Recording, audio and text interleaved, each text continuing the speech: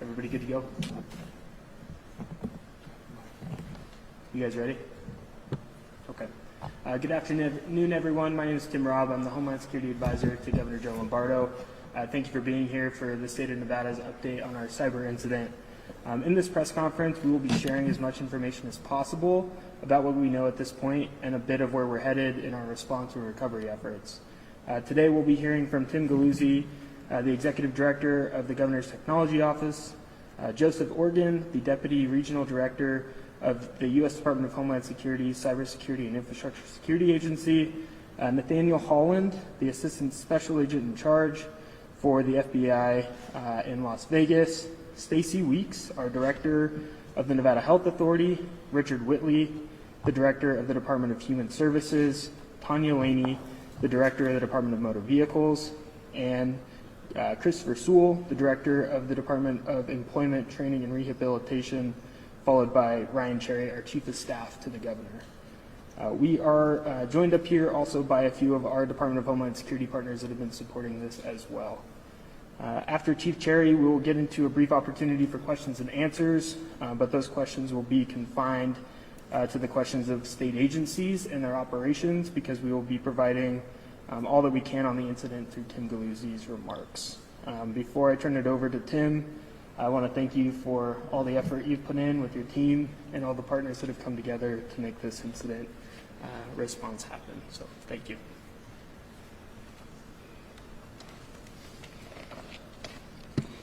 Thank you, Tim. Good afternoon.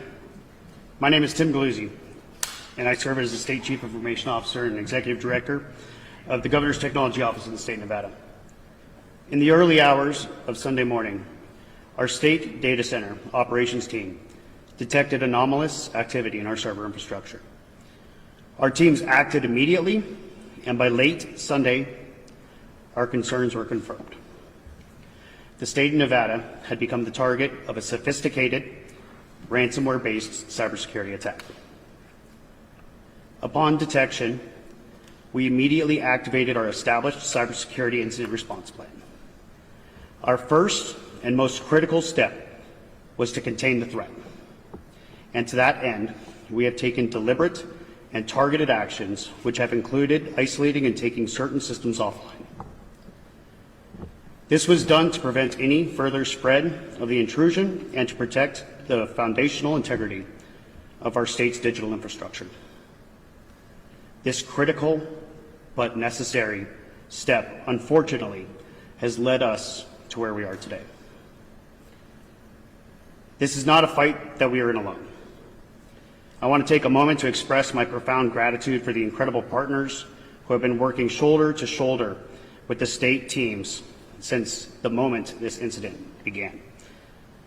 With our own Governor's Technology Office staff, who have been working around the clock, and their dedication is nothing short of heroic. We are also receiving direct hands-on support from our federal partners. Their expertise is invaluable, and their immediate deployment of resources demonstrate a unified commitment to defending our state's infrastructure. This is a whole of government response. Now I want to speak directly to the people of Nevada. We know this is causing disruption. We rely on these systems every day.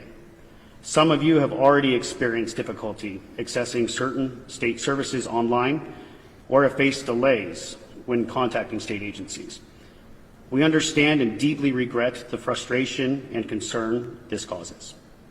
Please know that your inconvenience is not lost on us. In fact, the primary driver of our response. Our goal is to restore full functionality as quickly as possible, but we have a duty to do so safely and securely. Bringing systems back online is a meticulous process, as we must ensure the threat has been fully eradicated before we reconnect them. Our chief concern throughout this entire incident is the care and consideration of the state's infrastructure, and most importantly, the sensitive data we are entrusted to protect.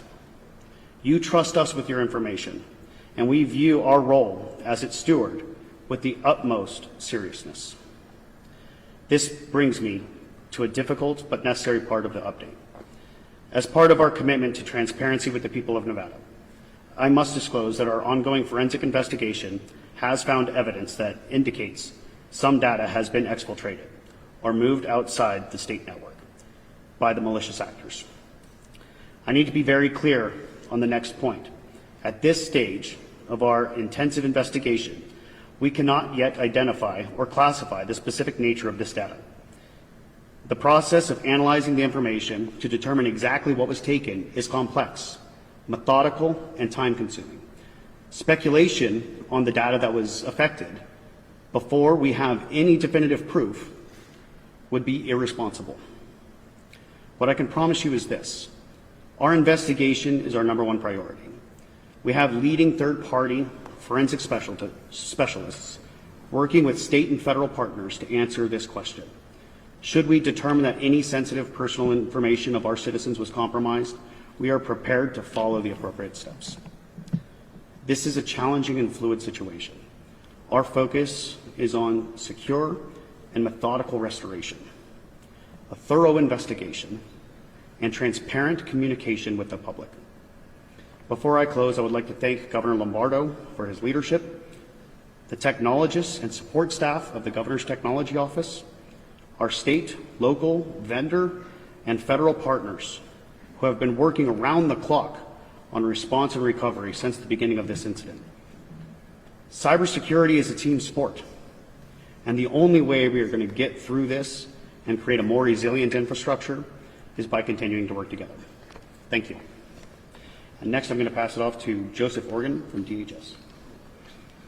Hold one moment. We've lost, I apologize, guys. We've lost our connection to Las Vegas, so we're going to pause and try to bring that back up for a moment before we continue on with the presser. So bear with us for a few minutes while we try to restore that connectivity.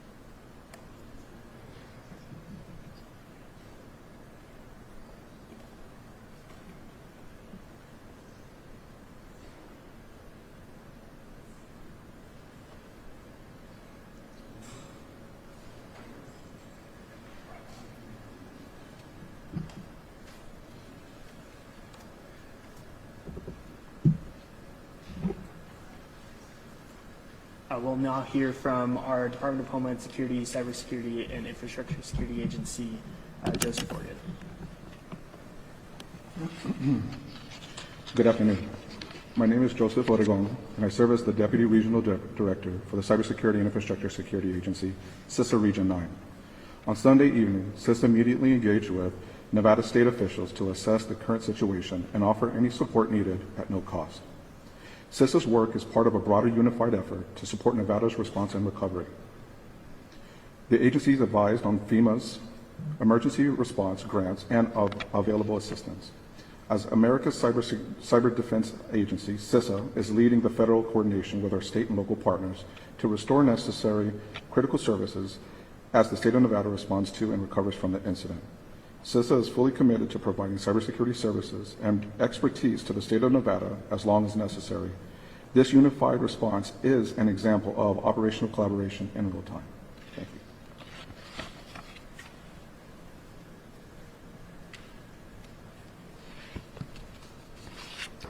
Good afternoon. I'm Assistant Special Agent in Charge, Nathaniel Holland from the FBI Las Vegas Division. The FBI routinely offers assistance to our local law enforcement officers to provide additional manpower and specialized resources in multiple ways. The FBI would not stand idly by and allow criminals to launch intrusive cyber attacks on our state offices. We are committed to working with our public and private sector partners to stop computer intrusions and prevent further harm. While our standard practice is to decline comment on information we share with our partners, the FBI continuously collects intelligence about potential threats and shares information with our law enforcement partners to assist in protecting the communities we all serve. The FBI is charged with defending the U.S. against a full range of cyber crimes, including threats from hackers for hire, organized cyber syndicates, and state-sponsored malicious cyber actors. Over the past decade, cyber attacks have escalated in scale and impact. Investigating cyber actors often takes numerous tips from the public to provide an aggregate amount of detail to identify the criminal actors. If anyone has any tips, please call 1-800-CALL-FBI or contact us at tips.fbi.gov. Thank you.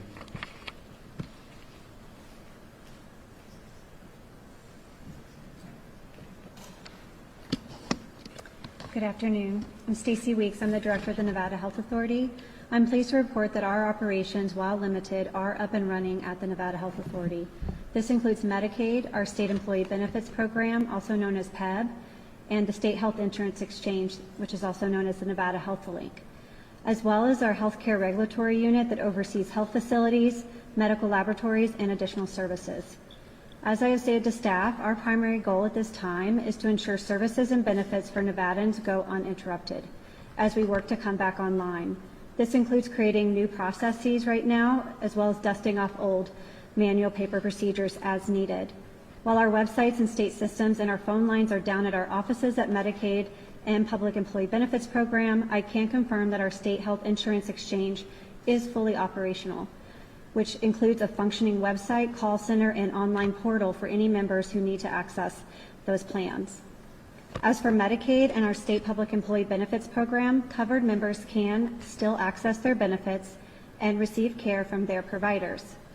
Members may attend scheduled appointments and seek care as usual. Healthcare providers for both programs will still get paid for covered services to our members. For PEB members who need assistance with their benefits during this time, they can email our state staff to receive assistance. They can do that through the PEB portal. If you cannot find that online, they can email our staff at memberservices@peb.mv.gov. For Medicaid members, if you are enrolled in one of our 4 managed care plans, you can directly reach out to your health plan. As always, their services have gone unaffected by this event. For those of you on traditional Medicaid who are not enrolled in a managed care plan, you can email us at medicaid@mvha.mv.gov to reach one of our. We are working closely with the Nevada Division of Social Services, which houses our eligibility and enrollment system for Medicaid, to troubleshoot any challenges that remain for accessing and connecting with this system. Paper applications for Medicaid eligibility are still available. These applications can be found at our state Medicaid district offices across the state, where caseworkers are available during business hours to assist individuals in person if needed. For hospitals and providers, care coordination efforts through Medicaid managed care members remain unaffected. For traditional Medicaid, our district offices are there and working and ready to assist. Staff at these offices, as I mentioned earlier, can be reached at medicaid@mvha.mv.gov. Any post-discharge transfers at a hospital, any presumptive eligibility requests, or any other care transitions should be unaffected overall. As of this morning, we have communicated with our hospitals through their association on a workaround process for presumptive eligibility and have provided contact information to each hospital on how to escalate urgent or emergent issues to our leadership at Nevada Medicaid if special attention is required during this time. As always, providers are encouraged to reach out to us and to myself, as well as at our community and providers at nvha.nv.gov inbox for any questions that they may have. Thank you. Hi, Richard Whitley. I serve as the director for the Department of Human Services. Our agency really is a public-facing agency, and as was stated by Ms. Weeks, we rely on technology, particularly for applications to programs. So in addition to Medicaid that she mentioned, SNAP, the Supplemental Nutrition Assistance Programs, often referred to as food stamps, is a major program that individuals and families rely on in our state. The delay for that process is the application, but I've provided to the media the office locations of our eligibility offices where staff are assisting with paper applications and with required documentation, so that when the system is up and running, we will be able to submit on their behalf and to actually make them eligible, not requiring a return visit. The same with the temporary assistance for needy families. That's cash assistance to families in poverty. That program is processing applications in the same way. Our WIC program, Women, Infant, and Children's, is not disrupted. It's operated in the community, in clinics, and there's no disruption in benefits or application. We have fully staffed our social service offices, and again, the locations are in a handout that I provided. We typically get public coming in with multiple needs, and we don't provide all those needs. So I think this opportunity for us to actually refer plays to one of our strengths. We are regretful about the delays in eligibility, but the services themselves, if people need food in real time, we refer them to the food pantry, transportation, all the services that we don't routinely provide. And so I truly believe our agency serves as the safety net for the public that are most at risk, children, families, and the elderly. Thank you.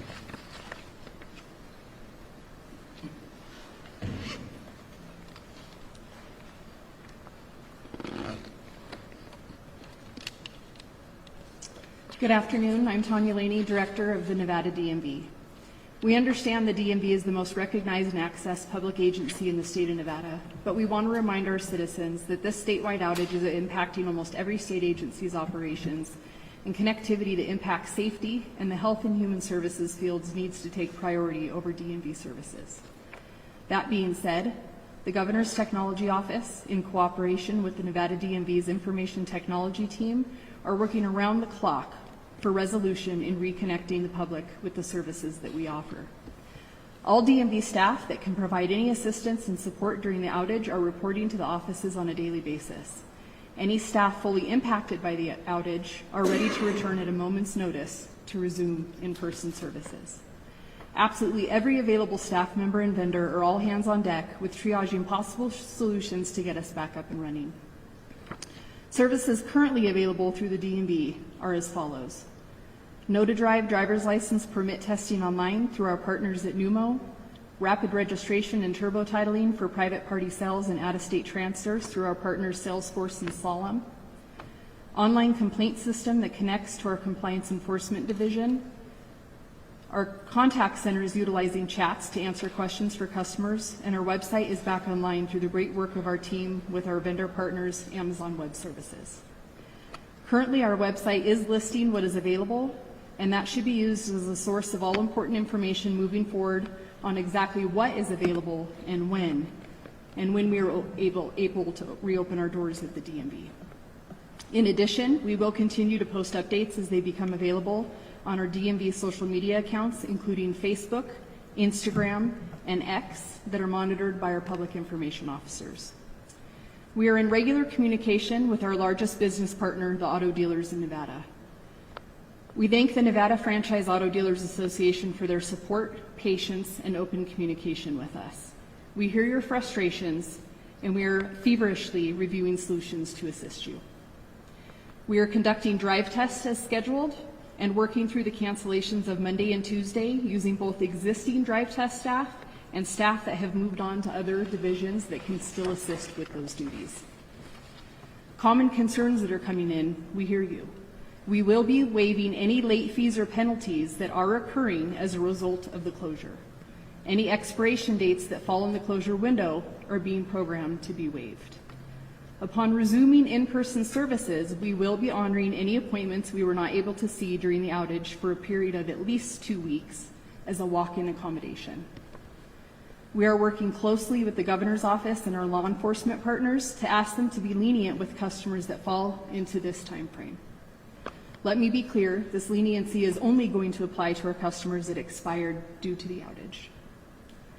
We are working closely with the governor's office to address any additional waivers or exceptions that may be needed in the coming days, and we again thank the Nevada citizens for their patience.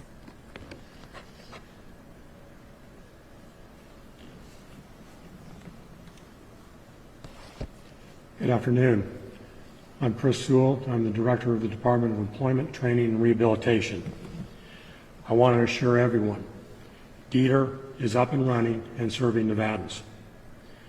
As everyone knows, we have a new system called NUI, and it is fully operational.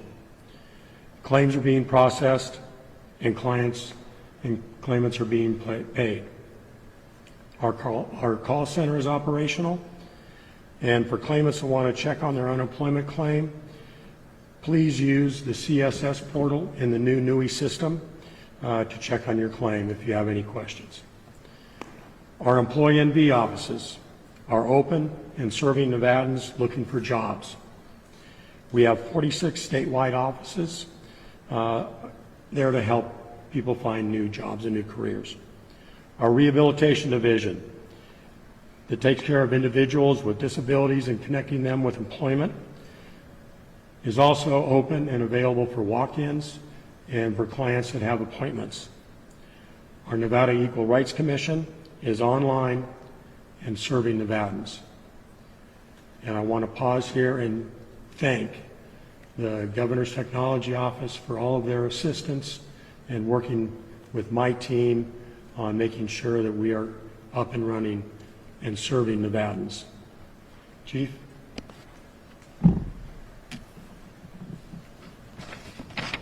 My name is Ryan Cherry. I'm Chief of Staff for Governor Joe Lombardo.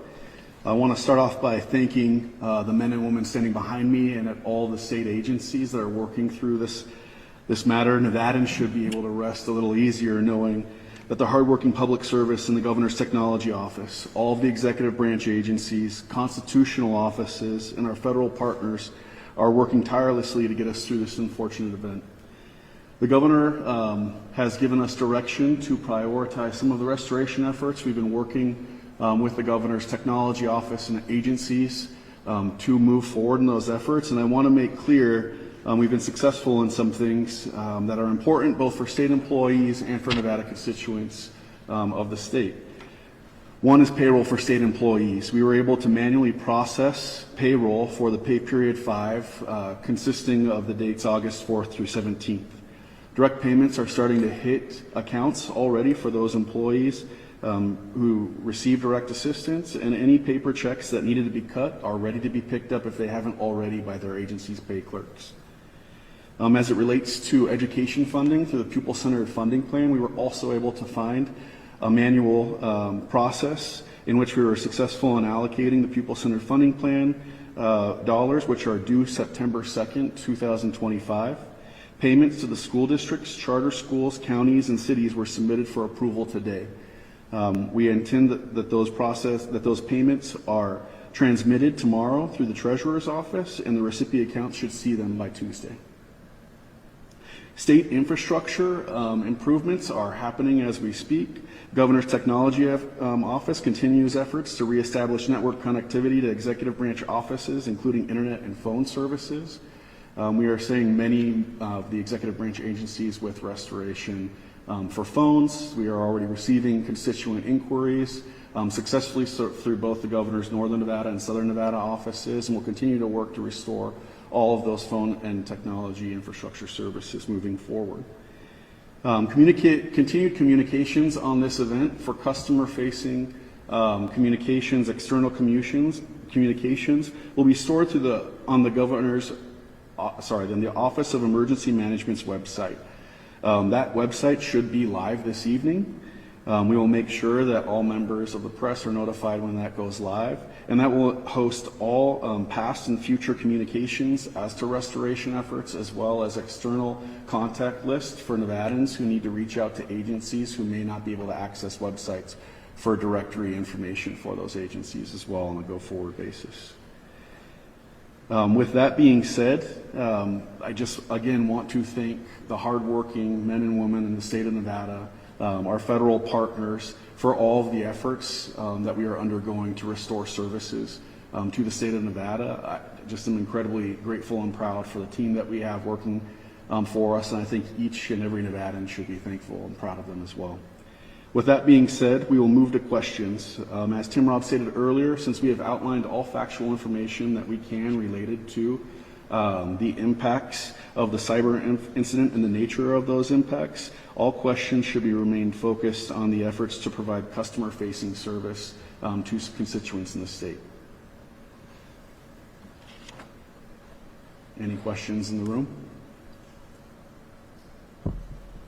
So you don't have any information as of now as to where this is coming from, who might have been targeting this thing? All factual information that we can provide to you has been discussed through Tim Galuzzi, the Chief Information Officer for the Governor's Technology Office at this time. We will be looking forward to providing additional information as it becomes available, and we have verified that information on a go-forward basis. Do you know kind of a rough timeline of when that information will become available and when people might be notified if their data was some of the data that was taken out of state? We are working tirelessly to determine those efforts. There are outside vendors within the Governor's Technology Office. The Governor's Technology Office are federal partners who are all working in concert to determine that information. As soon as that is available, this effort, this Governor's administration prioritizes transparency, and we will be providing information when we can on that effort. Ryan, I have to ask, why is the governor here? The governor is aware of all information, and we are regularly updating him, but this is an issue where we're bringing people together. He was not available to participate in person on this, so you have me as a representative of his office and all of his agency directors, and I'm moving forward. I know he asked, I don't know if it'll be an answer considering, but this is a ransomware attack. That would imply that there is some sort of ask by the culprits. Have they asked for money? Have they asked for any sort of payment at this point? Tim, do you want to have that? At this point in time, I don't think we can share any information related to that issue. We have shared all the factual information that we have at this point in time. I will reiterate, though, with your question, I thank you for it, that this is a priority for Governor Lombardo. We have been working tirelessly, keeping him apprised of the situation as it is there, and I don't want his absence at all to reflect on the importance of addressing the situation and his engagement in that. I think we have time for one more question. Do we know if this is unique to Nevada right now? Do we know if this is happening elsewhere? I cannot answer that question as representative of the state of Nevada. If we have any information that reflects that in the future and we can verify that, we will share that with you at the time. Thank you all.